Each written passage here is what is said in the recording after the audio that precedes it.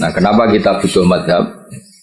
Kadang-kadang orang-orang ini mumpung ada rektor undip, kadang-kadang orang kampus tanya, agama Islam ini kan yang bawa Rasulullah SAW.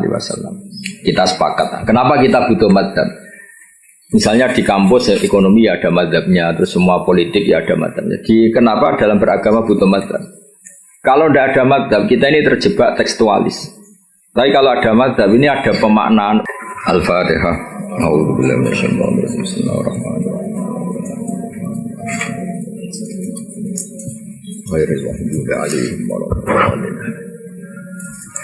Ini didengerin mawon ini. Jadi tadi kan sanad kita ke Imam Syafi'i itu yang lewat Imam Muzani. Jadi sebetulnya Imam Syafi'i itu punya murid 3 yang terkenal. 1 Buaiti, siapa? Buaiti, 2 Muzani, 3 Robi. Cuma kebetulan yang mentadwin, yang membukukan, mendokumentasi itu namanya Imam Muzani. Sehingga sanad-sanad fikih kita ke Imam Syafi'i itu lewat Imam Muzani. Ya ini bukan kebetulan, tapi alhamdulillah ini ada Pak Rektor Undip biar tahu bahwa tradisi dokumentasi sebelum ada di kampus-kampus itu dulu pertama itu malah langsung Allah Subhanahu wa taala. Jadi Allah itu punya sunnah. Misalnya kita ini berbuat sesuatu, selain ditulis Raqib Atid, itu terdokumen di Lauh Mahfuz. Masih terdokumen di sistem tubuh kita, di sidik jari, di sistem tubuh kita. Sehingga nanti ketika di akhirat itu al-yawma nakhtimu ala afwahihim, mulut ditutup, terus wa tukallimuna aydihim. Yang lapor ke Allah itu tangan-tangan kita, karena sistem tubuh kita sebenarnya merekam apa yang pernah kita perbuat. Berarti sudah kelihatan dokumentasi itu 3. Malaikat Raqib Atid terdokumentasi lagi di Lauh Mahfuz, di sistem tubuh kita. Terus plus di catatan yang nanti diberikan ke kita. Ini loh perilaku kamu, kelakuan kamu. Jadi dokumentasi itu penting. Nah dulu Imam Syafi'i itu punya murid yang terkenal itu 3. Yang lainnya cerdas mungkin atau tidak suka nulis, tapi terkenal namanya Imam Buaiti. Yang 1 suka nulis. Nah, ini kitab ini yang saya bawa. Ini kitab itu karangan Imam Syafi'i, tapi sebetulnya riwayat Mukhtasarul Muzani. Nah, di orisinil karangan Imam Syafi'i itu beliau kalau gamang atau ragu yang ngendikan ragu. Kalau yakin yang ngendikan yakin. Misalnya di bab sujud. Sujud itu menurut teks resmi Nabi itu kan melibatkan 7 anggota, yaitu al-jabhah, wal yaden, warubbaten, wal qadamain. Kita disuruh sujud melibatkan 7 anggota ya, karuan jabhah, jidar, terus 2 tangan, terus 2 lutut, terus sama qadamain. Oke, kita sepakat yang melibatkan 7 anggota pasti sujudnya sah. Sama lagi yang melibatkan 7 anggota pasti sujudnya sah. Ada kata pasti. Tapi di bab orang syirik itu menyekutukan Allah. Misalnya orang bersujud sama berhala atau kepada berhala. Itu kan cukup watul jabah alal ardi. Apa watul jabah alal ardi? Tidak harus melibatkan 7 anggota. Artinya nggak bisa dibalik. Oh syaratnya syirik itu nak sujud nih berhala melibatkan 7 anggota kan tidak ada. Cukup watul jabah. Sehingga Imam Syafi'i ngendikan jangan-jangan sujud yang pakai watul jabah saja sudah sah. Sebab teks resmi ketika Nabi sujud itu munajatnya begini, sajadalaka wajhi apa? Sajadalaka wajhi lilladzi khalaqahu wa sawwarahu wa syaqqa sam'ahu. Jelas di situ Nabi hanya ngendikan sajada wajhi. Jadi kalau sujud gini, makanya Mas Syafi'i ragu. Apa itu sebagai bukti bahwa sujud itu untuk sah cukup watul jabah. Tapi tentu yang disepakati adalah melibatkan 7 anggota. Yang hanya jabah itu mukhtalaf alaih. Ya ini contoh-contoh apa? Contoh-contoh kecil ya dari. Jadi makanya ini karangan Imam Muzani itu selalu redaksinya qala Syafi'i qala Syafi'i. Terus wa qala fil imla in aqama ala syai'in. Imla itu beliau kalau ngendikan. Kalau dulu kan nggak ada rekaman, nggak ada video, jadi beliau ngendikan itu terus ditulis. Nah, ditulis, ngendikan yang ditulis itu bahasa Arabnya diemla. Makanya beberapa muridnya kenangannya apa? Amla Ali Nasyafi'iyu, apa? Amla Ali Nasyafi'iyu. Fatwa ini diemlakan oleh Imam Syafi'i. Beliau ngendikan, kemudian murid-muridnya mendokumentasi, itu namanya emla. Ya, jadi supaya sampai tambah tahu apa asal usul mazhab Syafi'i. Ya, jadi, nah kenapa kita butuh mazhab? Kadang-kadang orang-orang ini mumpung ada rektor undip, kadang-kadang orang kampus tanya, agama Islam ini kan yang bawa Rasulullah SAW. Kita sepakat. Kenapa kita butuh mazhab? Misalnya di kampus ya, ekonomi ya ada mazhabnya, terus semua politik ya ada mazhabnya. Jadi kenapa dalam beragama butuh mazhab? Kalau tidak ada mazhab, kita ini terjebak tekstualis. Tapi kalau ada mazhab, ini ada pemaknaan ulang yang kadang ini lebih luas. Ya misalnya yang kita mudah memahami, misalnya begini.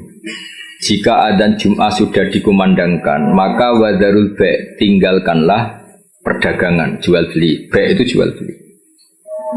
Tentu ini misalnya Pak Rektor Udip sedang ngajar, saya ada jual beli kok, saya pas ngajar, berarti gak apa-apa dong saya ada ke masjid. Oh saya ada jual beli tapi rokokan, saya ada jual beli main HP. Nah berkahnya madzhab ini terurai.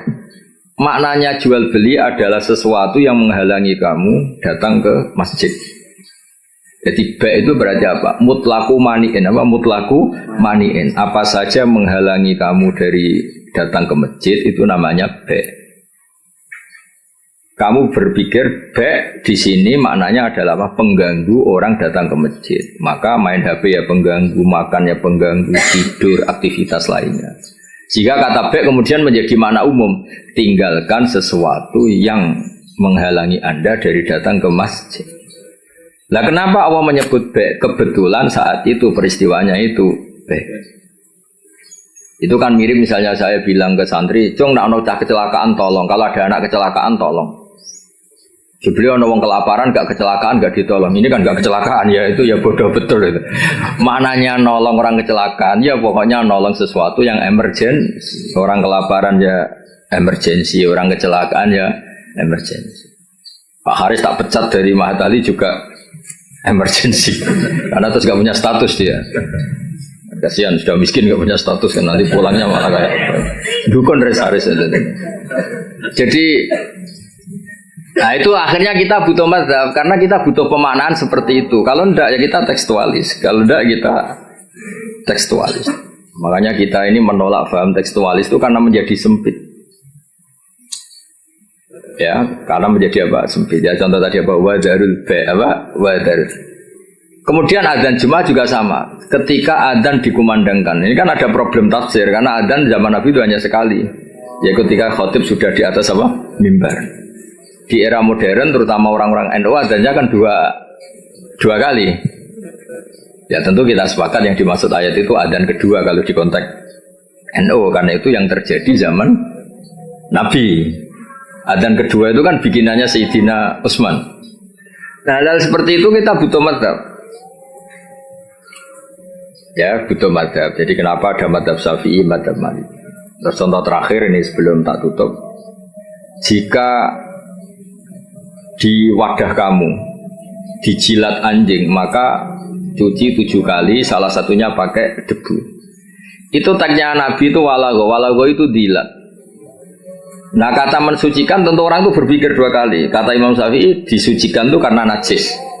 Karena najis baru disucikan. Kata Imam Malik ya enggak, mensucikan itu udah harus najis. Orang jijik juga dicuci. Misalnya piring saya habis diidoni kharis ya tetap tak cuci meskipun enggak najis. Sing gelem tiba idone kharis sopo gitu kan. Misalnya Cambah tali meler, ngumbel meler kan ya tetap tak cuci meskipun umbel itu tidak. Lah itu terus melahirkan mazhab, yang satu bilang najis, yang satu bilang jijik. Sehingga lah kebetulan kita Syafi'i yang ikut partai itu najis. Ya kalau Nabi sendiri tidak ngendikan najis atau jijik, ini dan fal yaghsilhu harus dicuci. Nah dicuci itu kan pilihannya 2, karena jijik apa karena najis. Ya seperti orang butuh uang itu. Kalau di komunitas orang miskin kan butuh uang itu karena butuh. Jadi kalau di komunitas orang kaya, orang sosialita, itu kan butuh uang mungkin karena tamak, karena rakus. Kan mereka sudah selesai urusan makan, kok masih butuh uang ya berarti karena rakus. Sama-sama dari kata butuh, apa? Sama-sama dari kata butuh. Ya ngajar lah ngajar. Kalau Gus Bak ngajar itu karena sakit sampean. Kalau Haris profesi gak ngajar nganggur tenan. Ya itu kan sama-sama lahir dari kata ngajar. Nah, kira-kira seperti itu. Kenapa ada madzhab? Karena untuk maknani tek-tek yang ada ini penafsirannya itu beda-beda. Makanya kita butuh cara kamu memahami tek itu ikut manhajnya siapa, metodenya siapa. Nah kalau metode Imam Syafi'i ya tadi fal yaghsilhu diartikan karena anjing itu najis. Imam Malik enggak ya karena menjijikkan. Ya sama tadi meninggalkan B itu transaksinya halal. Tapi kenapa harus ditinggalkan? Karena sekarang sudah B yang mengganggu Jumatan. Berarti semua yang mengganggu semakna dengan B. Kamu bisa ikut partai min itlaqil ba'di wa iradatil qul atau ikut partai qiyas. B mengganggu, berarti semua mengganggu sama dengan B. Maka tidak boleh melakukan aktivitas yang mengganggu datang ke Jumat. Jadi bisa mintorikil qiyas, bisa mintoroki min itlaqil ba'di wa iradatil qul. Atau tidak pakai itu semua, pakai nurani model Jawa kan raiso mikir. Raiso mikir ya, raiso mikir. Tapi justru raiso mikir malah barokah karena terus ngerti. Nah api Jumatan itu ojo dagangan. Mesti dia paham ojo dagangan itu ojo melakukan sesuatu yang mengganggu. Ya itu kan otomatis ya sama misalnya. Kalau ada tamu kasih makan, keimangan toh, kayak mobil sereten. Maknanya keimangan kasih sesuatu yang tamu ini menjadi nyaman. Termasuk kebutuhannya ya mungkin minum, tisu atau apalah. Termasuk menyediakan kamar mandi. Karena apa? Makan itu ibaratun an hajatil insan. Apa ibaratun an hajatil insan. Makan itu adalah kebutuhan manusia. Padahal kebutuhan tamu tidak hanya makan, ya makan, minum, MCK macam-macam. Nah itu terus lahirlah madzhab. Kenapa lahir apa? Madzhab. Terus di Balaghah disebut min itlaqil ba'di wa iradatil qul. Makanya Quran sering bilang Allah itu suka waruka'is sujud. Masa iya sholat hanya rukuk dan sujud? Misalnya ketika Allah muji kita, tarohum ruka'an sujadan. Allah melihat orang Islam itu berrukuk dan bersujud. Padahal sholat itu ada fatihah, ada tahiyat, ada macam-macam. Nah, itu terus akhirnya menguat teori min itlaqil ba'di wa iradatil qul. Nah, itu terus kita harus bermadzhab. Karena tanpa madzhab itu kita akan menjadi tekstualis. Kan bahaya kan misalnya kamu sholat, wong di Quran hanya warka'u ma'arrokin berarti rukuk tok. Ya kan jadi aliran sesat apa? Sudah kere sesat kan malah bingung gitu. Ya jadi itu apa bentuk penghormatan kita pada madzhab Syafi'i. Jadi memang kenapa kita kan kadang-kadang orang-orang sebagian orang itu berpikir Islam ya Islami Rasulullah ngapain sih bermadzhab? Itu memang orang nggak pernah ngaji. Bermadzhab itu kebutuhan logis ya, bermadzhab itu kebutuhan logis. Kayak bernegara pun butuh penafsiran. Demokrasi terpimpin apa demokrasi liberal apa sistem republik apa kerajaan. Kan nggak mungkin kita bernegara kemudian tanpa apa madzhab. Kita harus mengikuti salah satu madzhab dari cara bernegara. Kebetulan kita republik misalnya, nggak monarki. Ya sama memaknai teks-teks dalam Quran kita butuh apa madzhab. Kalau enggak ya tadi terjebak dalam tekstualis atau kejumudan macam-macam. Ya ngoten nih sebagai penghormatan kula teng basal teng buyut-buyut kula ngantos wong utamaken teng kajen niku nggih mbah-mbah kula buyut-buyut kula. Dadi ora usah GR Pak Haris, Gus Pak nek ambek aku gelem sesat iku GR. Jadi tidak ada hubungannya dengan Pak Haris ini, nggak ada jasanya sama sekali intinya itu. Tapi justru itu ikhlas. Kalau orang nggak merasa berjasa itu namanya ikhlas, malah bagus ini. Oke, ngoten. Assalamualaikum warahmatullahi wabarakatuh. Waalaikumsalam. Wes dokumentasi enggak cukup toh? Emang.